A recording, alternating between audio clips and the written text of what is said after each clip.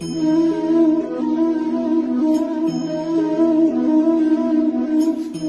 Morning everyone. सो आज का हमारा टॉपिक है माइटोटिक सेल डिवीजन। अब माइटोटिक सेल डिवीजन में एक्चुअल में होता क्या है, वो सारी चीजें हम इसी लेक्चर में कवर करने वाले हैं। सो हमने प्रीवियस लेक्चर में सेल डिवीजन के बारे में पढ़ा था, सेल डिवीजन के इंट्रोडक्शन के बारे में, और साथ साथ में हमने सेल साइकिल के बारे में पढ़ रहे थे। सेल साइकिल में हमने पढ़ा था टोटल 2 फेजेज होती हैं, एक इंटरफेज, एक एम फेज। अब इंटरफेज में कोई भी सेल जब जाता है तो उसका लाइफ का जो 90 to 95% जो लाइफ स्पेन है सेल का, वहीं पे अपना टाइम व्यतीत करता है, वहीं पे टाइम अपना स्पेंड करता है। Means preparation means cell division से पहले वो अपने आप को खुद को प्रिपेयर करता है कोई भी सेल डिवीजन के लिए। यस, इंटरफेज में। और इंटरफेज में टोटल 3 सब फेजेज है, जिसको हम बोलते हैं G1 phase, S phase, G2 phase, जो हमने प्रीवियस लेक्चर में कवर भी कर लिया है तीनों फेजेज के बारे में।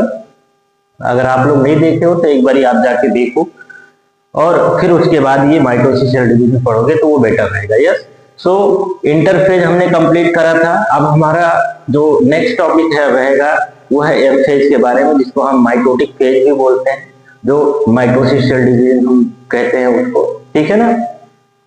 अब ये माइटोसिस सेल डिवीजन में एक्चुअल में होता क्या है, या फिर एम फेज में टोटल 2 मेन चीजें होती हैं। एम फेज के अंदर टोटल 2 मेन चीजें होती हैं। क्या क्या है?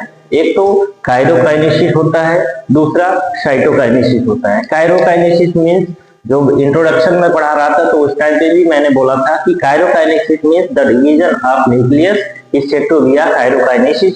मीन्स ये बोल सकते हैं कि जब न्यूक्लियस का डिवीजन होता है तो उसी प्रोसेस को हम क्या बोलते हैं? काइरोकाइनेसिस बोलते हैं। और साइटोकाइनेसिस मीन्स कि जब साइटोप्लाज्म का डिवीजन होता है तो उसी को हम बोलते हैं साइटोकाइनेसिस। यस, सो ये माइटोसिस सेल डिवीजन में हम अप्रोक्स दोनों चीजें कवर करने वाले हैं, काइरोकाइनेसिस एंड साइटोकाइनेसिस। यस, सो अब माइटोसिस सेल डिवीजन की बात करें तो माइटोसिस सेल डिवीजन में एक्चुअल में होता क्या है कि माइटोसिस सेल डिवीजन में क्या होता है कि कोई भी जो एक पेरेंट सेल होता है वो क्या करता है? खुद को डिवाइड करता है। डिवाइड करके वो क्या करता है? एक पेरेंट सेल से 2 डॉटर सेल्स बनाती है। यस, एक पेरेंट सेल से 2 डॉटर सेल्स बनती हैं, और यही दोनों डॉटर सेल्स जो हैं जेनेटिकली आइडेंटिकल होती हैं इस पेरेंट से। यस, मीन्स जो जेनेटिक इंफॉर्मेशन ये 2 डॉटर सेल्स में जो होती है वो सेम होती हैं as compare to parent cell. Yes, means जो जेनेटिक इंफॉर्मेशन इस पेरेंट में है वही जेनेटिक इंफॉर्मेशन ये दोनों डॉटर्स में भी होगा माइटोसिस सेल डिवीजन के दौरान। मीन्स यहाँ पे कोई चेंजेस नहीं आएगा डॉटर सेल्स के डीएनए में या जेनेटिक इंफॉर्मेशन में या क्रोमोसोमल नंबर में। यस, तो ये है mitosis cell division. Mitosis cell division को हम इक्विलैटरल सेल डिवीजन भी बोलते हैं। इक्विलैटरल सेल डिवीजन क्यों बोलते हैं?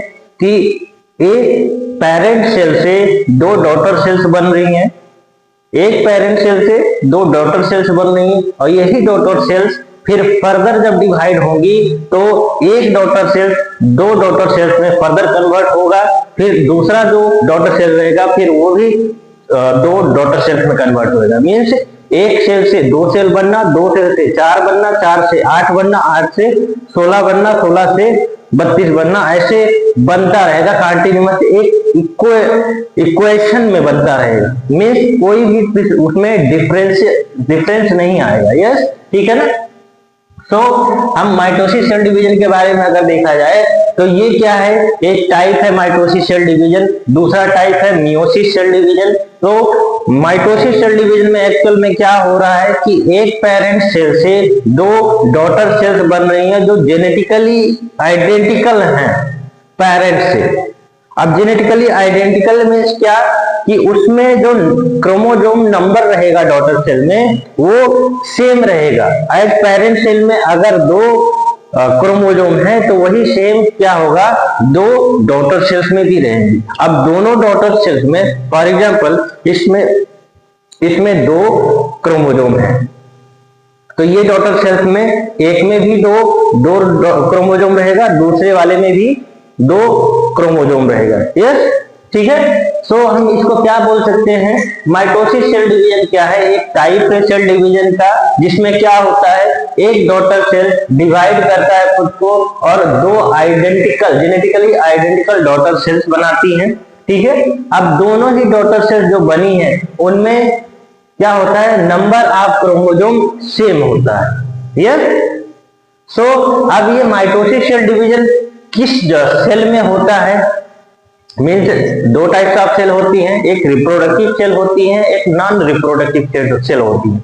रिप्रोडक्टिव सेल को हम और क्या बोल सकते हैं, सेक्स सेल बोल सकते हैं, यस, या गैमेट्स बोल सकते हैं। और जो नॉन रिप्रोडक्टिव सेल्स हैं, मीन्स रिप्रोडक्टिव सेल्स को छोड़ के और बाकी जितनी भी सेल हमारी बॉडी में है, हमने टोटल कितनी सेल्स पढ़ी थी हमारी बॉडी में, अप्रोक्सीमेट 35 ट्रिलियन सेल्स। अब 35 ट्रिलियन में से सेक्स सेल को निकाल के और जितनी बाकी हैं जो नॉन रिप्रोडक्टिव है या फिर नॉन सेक्स सेल है, उसी को हम क्या बोलते हैं, सोमेटिक सेल बोलते हैं। और ये जो माइटोसिस सेल डिवीजन होगा वही सोमेटिक सेल में अकर होता है, मीन जो माइटोसिस सेल डिवीजन होगा वो सोमेटिक सेल में होगा। ठीक है।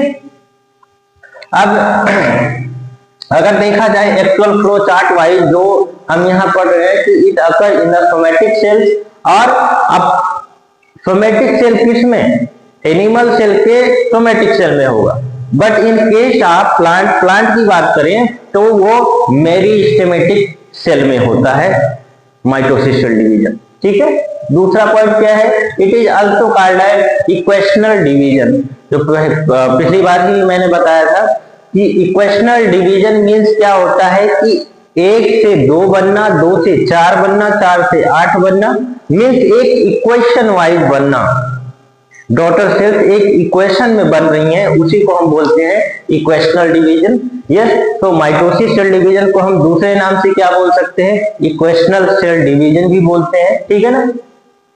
अब यहाँ क्या हो रहा है माइटोसिस में, डिप्लॉइड सोमेटिक सेल क्या होता है, डिप्लॉइड सोमेटिक सेल्स मींस कि 2 set of chromosomes, 2 set, diploid means 2 set of chromosome. अब एक सेट जो है वो फादर से आता है, एक सेट जो है वो मदर से आता है, मींस टोटल जो डिप्लॉइड हम बोलते हैं मींस 2n, उसमें total 2 sets of chromosome present हैं। 2 सेट्स ऑफ क्रोमोसोम, एक फादर से आता है, एक मदर से आता है। तो हम उसको क्या बोलते हैं, डिप्लॉइड सेल बोलते हैं, जिसके अंदर 2 क्रोमोसोम होता है। ठीक, या 2 सेट्स ऑफ क्रोमोसोम होता है। ठीक है ना। अब ये अगर एक सेल है, एक डिप्लॉइड सेल सोमेटिक सेल है, तो एक सेल से क्या हो रहा है, 2 सेल बन रही हैं। अब 2 सेल्स फर्दर फिर से डिवाइड होंगी तो ये फर्दर 2 सेल्स बनाएंगी। यस। और यही 2 सेल्स फर्दर फिर बनाती रहेंगी, मीन्स एक इक्वेशन में बनता जाएगा। और इसमें जो जेनेटिक इंफॉर्मेशन है वो इक्वली डिस्ट्रीब्यूट भी होता जाएगा माइटोसिस सेल डिवीजन में। यस, ठीक है ना। सो दूसरा टॉपिक बात करें हम इसी में कि अब माइटोसिस सेल डिवीजन इंट्रोडक्शन हमने पढ़ा, ये कहाँ होता है, ये भी बड़ा सोमेटिक सेल में। इसको और किस नाम से बोला जाता है, इक्वेशनल डिवीजन बोलते हैं। मेटाफेज की फेजेज की अगर बात करी जाए तो मेटाफेज की फेजेज टोटल 2 हैं, एक है काइरोकाइनेसिस, दूसरा है साइटोकाइनेसिस। यस। तो अगर फेजेज की बात करी जाए माइटोसिस सेल डिवीजन का, तो टोटल 5 फेजेज होती हैं माइटोसिस सेल डिवीजन में। यस। एक प्रोफेज है, प्रोमेटाफेज है, मेटाफेज है, एनाफेज है एंड टेलोफेज है। ठीक है ना। जो छठे में लिखा है साइटोकाइनेसिस। साइटोकाइनेसिस क्या है कि ये माइटोसिस सेल डिवीजन का पार्ट नहीं है, बट इसको हम क्यों रखते हैं, क्योंकि ये पार्ट तो नहीं है, फेज तो नहीं है माइटोसिस सेल डिवीजन का, बट क्या करता है, माइटोसिस सेल डिवीजन का प्रोसेस फ्लो करता है। मीन्स इसमें जो साइटोप्लाज्मिक डिवीजन जो होता है वो माइटोसिस के बाद ही जस्ट होता है। इस वजह से हम इसको अलग सेपरेट फेज बोले हैं और इन 4-5 को माइटोसिस फेज बोलते हैं, ठीक है ना। अब यही जो 5 फेजेस हैं, इन्हीं को हम क्या बोलते हैं, यही फेजेस को हम क्या बोलते हैं, काइरोकाइनेसिस फेज बोलते हैं। काइरोकाइनेसिस फेज मीन्स क्या होता है कि यही 5 फेजेस में मिलके न्यूक्लियस का डिवीजन होता है। काइरोकाइनेसिस मीन्स क्या कि division of nucleus is said to be a karyokinesis. तो इस 5 फेजेस में मिला के क्या हो रहा है, न्यूक्लियस का डिवीजन हो रहा है, ठीक है। और लास्ट जो छठा पॉइंट है उसमें काइरोकाइनेसिस होने के बाद फिर साइटोप्लाज्मिक डिवीजन होता है। जब साइटोप्लाज्म डिवाइड होता है तभी जाके एक पेरेंट सेल से 2 डॉटर सेल्स कंप्लीटली फॉर्म हो जाती हैं, मीन्स कंप्लीटली डिवीजन खत्म हो जाता है, ठीक है। तो प्रोफेज को और हम क्या बोलते हैं, अर्ली फेज भी बोलते हैं या प्रिपरेटरी फेज भी बोलते हैं। प्रिपरेटरी फेज क्यों बोलते हैं, क्योंकि इसी में क्या होता है, सेल खुद को प्रिपेयर करता है आगे की डिवीजन में, मीन्स और बाकी जो नीचे वाले फेजेस हैं उनमें क्या क्या चीजें करेंगी उसको प्रिपेयर भी करता है इसी फेज में, यस, ठीक है ना। प्रोमेटाफेज को और क्या बोलते हैं हम, लेट प्रोफेज बोलते हैं। लेट प्रोफेज मीन्स कि प्रोफेज में जो चीजें शुरुआत हो रही हैं वो इस प्रोमेटाफेज में आके वो एंड अप होगी, एंड होके वो अब एंटर करेंगे कहाँ, मेटाफेज में, ठीक है ना। और इसको और क्या बोलते हैं, कीटोकोर फेज भी बोलते हैं। कीटोकोर फेज क्यों बोला जाता है, क्योंकि इसी में यही प्रोमेटाफेज में कीनेटोकोर एक प्रोटीन कम्प्लेक्स है वो बनता है, ठीक है। हम अपने लेक्चर्स में कवर करेंगे, जब ये फेजेस के बारे में जब हम पढ़ेंगे तो उसमें पूरा कवर करेंगे हम, ठीक है ना। अभी इतना ही जानो कि ये क्या है, प्रोटीन कम्प्लेक्स है जो सेंट्रोमियर में फॉर्म करता है और उसी से क्या होता है कि जो स्पाइंडल फाइबर है वो अटैच होता है सेपरेशन के लिए, ठीक है ना। और साथ साथ में यही फेज को और क्या बोलते हैं हम, न्यूक्लियर मेम्ब्रेन ब्रेकडाउन फेज बोलते हैं। मीन्स जो न्यूक्लियर मेम्ब्रेन होगा, जो न्यूक्लियस को प्रोटेक्ट करने का काम कर रहा है, वो क्या करता है, यहीं पे अपने आप को मीन्स अपने आप को ब्रेक डाउन करता रहता है, यस, मीन्स डिसअपियर शुरू होता है, डिसअपियर होना शुरू हो जाता है, ठीक है ना।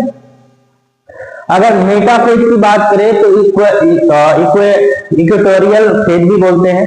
मेटाफेज को और क्या बोलते हैं हम, इक्वेटोरियल फेज भी बोलते हैं। इक्वेटोरियल फेज क्यों बोलते हैं, मीन्स यहाँ पे क्या होता है, जो क्रोमोसोम होता है ना, वो एक अलाइन में आके बैठ जाता है, मीन्स एक अरेंजमेंट में आके बैठ जाता है। अरेंज ऐसा हो जाता है कि एक पूरा जो दोनों क्रोमोसोम जो है एक पोजीशन पे आके बैठ जाती है और उस वजह से इसको क्या बोलते हैं, इक्वेटोरियल फेज भी बोलते हैं। साथ साथ में मेटा स्टेज फेज बोलते हैं। मेटा स्टेज फेज क्या बोलते हैं, जो यही क्रोमोसोम एक पॉइंट पे आके खुद को अरेंज करके बैठा है, उसी को बोलते हैं मेटा प्लेट फॉर्मेशन, ठीक है।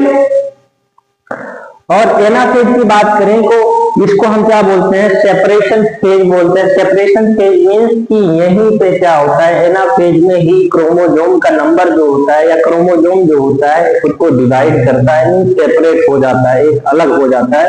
सेंट्रोमियर ब्रेक डाउन होके स्पाइंडल फाइबर वो क्रोमोसोम को ऐसे एक अपोजिट डायरेक्शन में तानती हैं, खींचती हैं, तो उस वजह से क्या होता है कि वो क्रोमोसोम जो है सेपरेट हो जाता है, ठीक है ना। क्रोमेटिड माइग्रेशन फेज भी बोला जाता है। अब यहीं पे जब क्रोमोसोम का सेपरेशन हो गया तो वो अब एक अलग पॉइंट पे माइग्रेशन करेंगे, मीन्स माइग्रेट हो जाएंगी, इधर वाला ये इस पोजीशन पे आके वो हो जाएंगी और ये वाला जो डिवाइड सेपरेट जो हुआ है क्रोमोसोम इस साइड में आ जाएगा, ठीक है। और टेलोफेज की बात करें तो रिकंस्ट्रक्शन फेज बोलते हैं।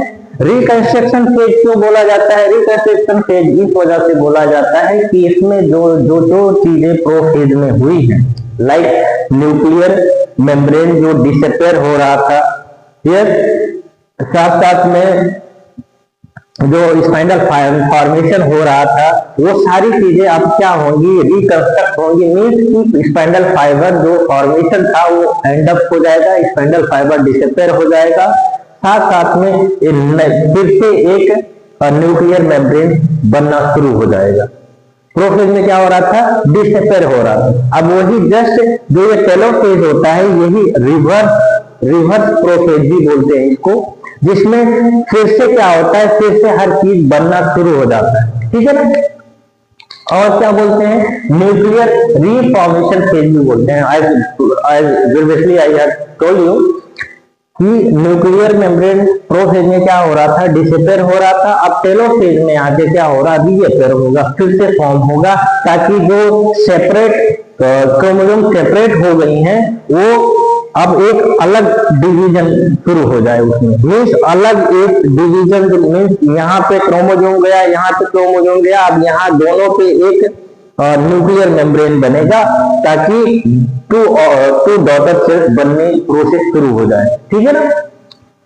साथ साथ में अब छठे पेज में क्या होगा, जब कायरोकाइनेसिस प्रोसेस हो जाएगा, मीन्स न्यूक्लियस का डिवीजन जब हो जाएगा तब प्रोसेस चालू होगा, साइटोप्लाज्मिक डिवीजन चालू होता है। ये साइटोप्लाज्मिक डिवीजन में क्या होता है, जो साइटोप्लाज्म होता है वो डिवाइड करता है, डिवाइड होता है, डिवाइड होके क्या फॉर्म करता है, क्लीवेज फ्लोरो फॉर्म करता है एनिमल सेल में, और सेल प्लेट फॉर्म करता है प्लांट सेल में।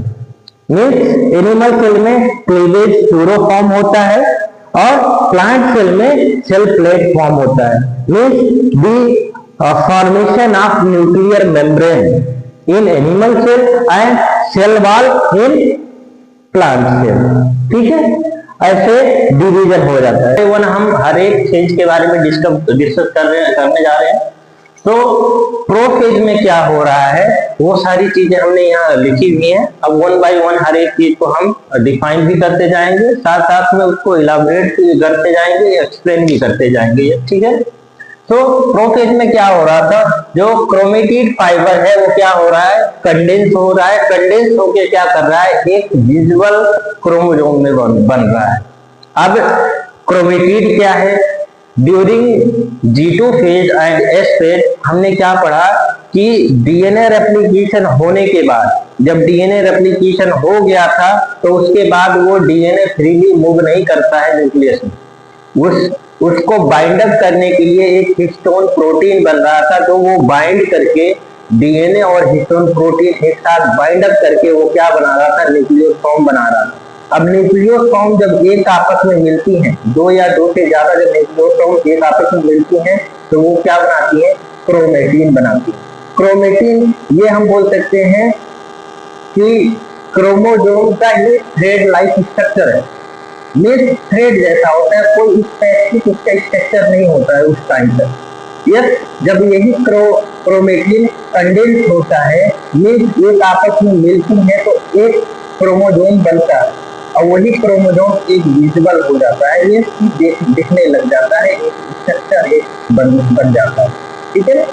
तो प्रोफेज में क्या हो रहा है, क्रोमेटिन क्या कर रहा है, कंडेंस हो रहा है, एक आपस में जुड़ रही है, जुड़ के क्या बना रही है, क्रोमोसोम बना रहे हैं, तो विजिबल अब है, जो अंडर माइक्रोस्कोप जब देखते हैं तो वो विजिबल हो जाता है, तो इस शेप का हो।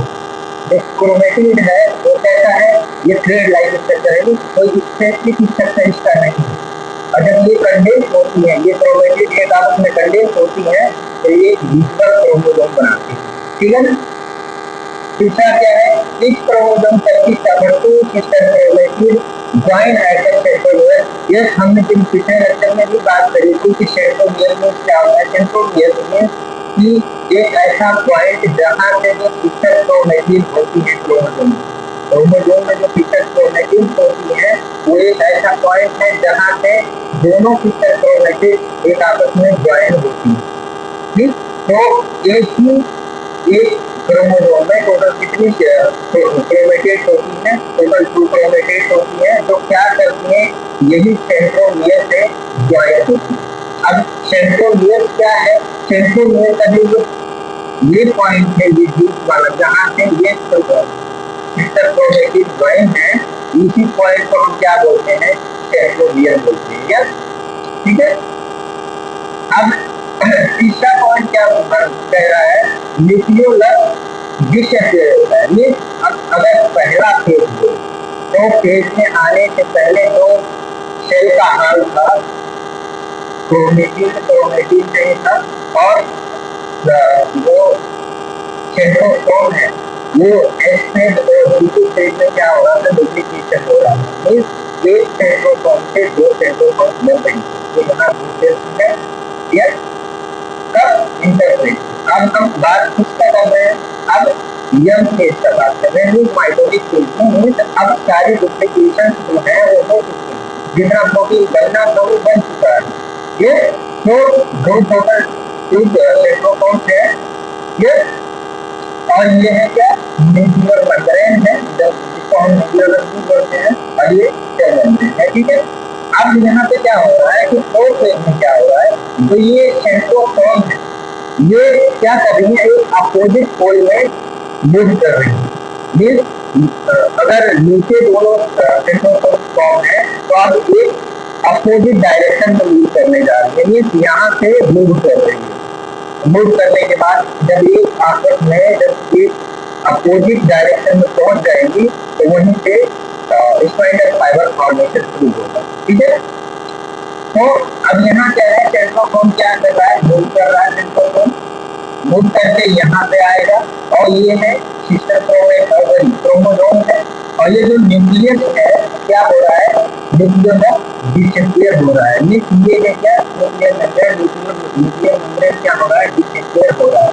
ठीक है, अगर चौथी बात करें हम चौथा पॉइंट, तो centrosome move toward the pole opposite, और यही जो सेंट्रोसोम है ये क्या कर रहा है, ये मूव कर रहा है अपोजिट पोल की तरफ। मूव यहाँ से ये अपोजिट पोल पे आ रहा है। ठीक है, और साथ साथ में इसमें और क्या हो रहा है प्रोसेस में कि जो स्पाइनल फाइबर है, स्पाइनल फाइबर में जो थ्रेड लाइक स्ट्रक्चर है वो क्या करता है, क्रोमोसोम को सेपरेट करने का काम करेगा।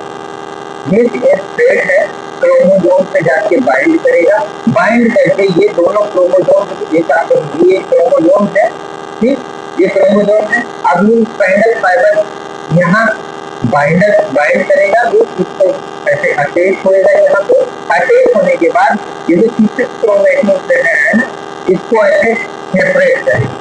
ये अब सेपरेट जब क्रोमोसोम जब सेपरेट होएगा तभी ना हम बोल सकते हैं कि डॉटर सेल में एक इक्वेशन में या फिर एक इक्वल क्रोमोसोम डिस्ट्रीब्यूशन हुआ। ये ठीक है, तो स्पाइनल फाइबर फॉर्मेशन हो रहा है कहाँ से, सेंट्रोसोम से। ये सेंट्रोसोम से स्पाइनल फाइबर में थ्रेड लाइक स्ट्रक्चर फॉर्म हो रहा है। ठीक है, और दूसरा फेज की बात हम करें तो दूसरा फेज है प्रोमेटाफेज। प्रोमेटाफेज में हम इसको बोलते हैं लेट प्रोफेज। ये प्रोफेज का ही पार्ट है, but at the end prophase का लास्ट जो स्टेप रहेगा कि प्रोफेज में लास्ट अकरिंग क्या होगा, वो इसी को हम बोलते हैं प्रोमेटाफेज, और मेटाफेज में जाने से पहले। ठीक है ना, तो इसमें क्या हो रहा था, nuclear membrane completely break down होगा। यहाँ पे न्यूक्लियर मेम्ब्रेन क्या है, ब्रेक डाउन नहीं हो रहा है, वो जस्ट पूरा फॉर्म में है। ठीक है, अब यहाँ पे प्रोमेटाफेज में क्या होता है, प्रोफेज में क्या हो रहा था, डिसअपियर हो रहा था।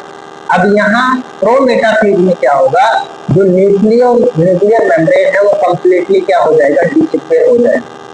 क्या होगा, कंप्लीटली डिसअपियर हो जाएगा, और साथ साथ में जो स्पाइनल फाइबर फॉर्मेशन हो रहा था वो कंप्लीट फॉर्मेशन हो जाएगा, और कहाँ एंटर करेगा, ये जो न्यूक्लियर एरिया है यहाँ तक स्पाइनल फाइबर पहुंच जाएगा। ठीक है, तो मेटाफेज में क्या हो रहा है कि जो स्पाइनल फाइबर आ गई हैं वो किनेटोकोर से बाइंड अप कर गई हैं, अटैच हो गई हैं। अटैच होने के बाद अब क्या मेटाफेज में हो रहा है वो देखें थोड़ा, कि chromosome align at the equatorial plate, yes, जिसको हम बोलते हैं मेटा प्लेटफॉर्म। अब यहाँ क्या हो रहा है कि जो क्रोमोसोम है मेटाफेज में आके क्या कर रही हैं कि एक लाइन में अरेंज हो गई हैं, और उसी पे क्या हो रहा है, spinal fibre form means spinal fibre attach हो गया है किनेटोकोर से, और इस kinetochore attach to the opposite spindle fibre, और वो जो किनेटोकोर सेंट्रोमियर में फॉर्म हुआ था वो स्पाइंडल फाइबर को अटैच करवाता है to the opposite side of spindle fibre. Yes, और ये spindle fibre assembly check points check the proper attachment, और जो ये चेक पॉइंट है, चेक पॉइंट जो है spindle fibre assembly check point, ये क्या करते हैं कि प्रॉपर अटैचमेंट हुआ है कि नहीं, स्पाइंडल फाइबर जो है वो प्रॉपर बाइंड करा है किनेटोकोर पे, यस, या उस पे प्रॉपर अटैचमेंट हो गया है कि नहीं हुआ है। अगर नहीं हुआ है तो फर्दर वो कराए, अगर हो गया है तो वहीं पे वो जस्ट लीव करेगा। यस, और अब ये जब क्या बोलते हैं, जब अटैच हो गया, अटैच होने के बाद जो क्रोमोसोम है ना, वो क्रोमोसोम स्पेशली यही एक ऐसा फेज है जिसमें क्रोमोसोम एकदम बारीकी से दिखता है। मीन्स क्रोमोसोम जो स्टडी है, ये metaphase one of the best phase for studying the chromosomes.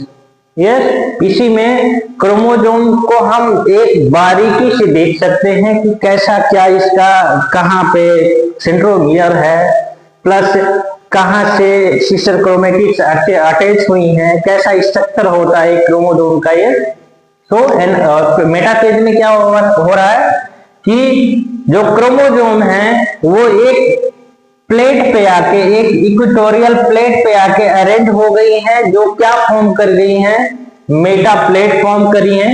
Yes, और किनेटोकोर क्या कर रहा है, वो स्पाइंडल फाइबर अपोजिट साइड से जो सेंट्रोमियर से सेंट्रोसोम से आ रहा है वो अपोजिट साइड पे बाइंड अप करवा रहा है, यस, सेंट्रोमियर से।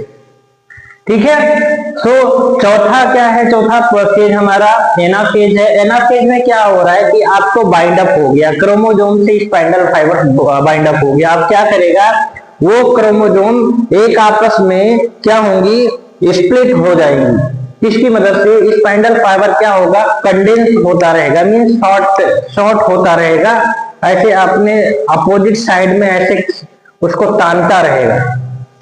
मीन्स अपोजिट साइड में एक फोर्स डेवलप्ड होती है जो क्या करती है, वो स्पाइंडल फाइबर को क्या करती हैं, अपने तरफ खींचती रहती हैं अपोजिट साइड में। अब उस खिंचाव की वजह से क्या होता है, जो क्रोमोसोम है वो स्प्लिट हो जाता है, और सेंट्रोमियर क्या होता है, स्प्लिट हो जाता है। सेंट्रोमियर स्प्लिट या क्रोमोसोम स्प्लिट मीन्स कि क्रोमोसोम क्या होता है, सेपरेट हो जाता है, और सेंट्रोमियर भी सेपरेट हो जाता है। ठीक है, अब वो सेपरेशन की वजह से, उस सेपरेशन की वजह से जो सिस्टर क्रोमेटिड एक आपस में मिली थी सेंट्रोमियर से, वो डिपेंडेंट तब तक थी, वही एक ही सेंट्रोमियर से अटैच थी, तो डिपेंडेंट थी एक ही सेंट्रोमियर से। अब क्या है, सेपरेट हो गई हैं तो इंडिपेंडेंट हो गई, मीन्स अब खुद से ही सेपरेशन हो गया है। ठीक है ना।